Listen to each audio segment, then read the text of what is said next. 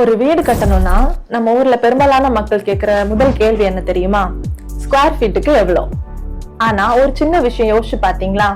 2000 square ஃபீட்ல ஒரு room, ஒரு bedroom, ஒரு ஹால் வச்சு சிம்பிளாவும் வீடு கட்டலாம். அதே 2000 ஸ்கொயர் ஃபீட்ல 2 பெட்ரூம், ஒரு ஹால், ஒரு டைனிங் ஹால், ஒரு கிச்சன், இப்படி பெருசாவும் வீடு கட்டலாம். கரெக்டா? ஒரு சிங்கிள் பெட்ரூம் வீடுனா அங்க வால்ஸ் கம்மியா இருக்கும், டோர்ஸ் அண்ட் விண்டோஸ் கம்மியா இருக்கும், எலக்ட்ரிக்கல் பாயிண்ட்ஸ் கம்மியா இருக்கும், அங்க பிளம்பிங் ஒர்க்ஸும் கம்மியா இருக்கும். இதே டபுள் பெட்ரூம் வீடா இருந்துச்சுன்னா அங்க வால்ஸ் அதிகமா இருக்கும், டோர்ஸ் அண்ட் விண்டோஸ் அதிகமா இருக்கும், பிளம்பிங் ஒர்க் அதிகமா இருக்கும், எலக்ட்ரிக்கல் பாயிண்ட்ஸும் அதிகமா இருக்கும். கரெக்டா?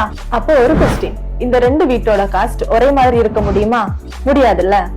ஏன்னா வீடு கட்டுற காஸ்ட் ஸ்கொயர் ஃபீட்ல இல்ல, அதுல போகும் மெட்டீரியல் குவான்டிட்டில தான் இருக்கு.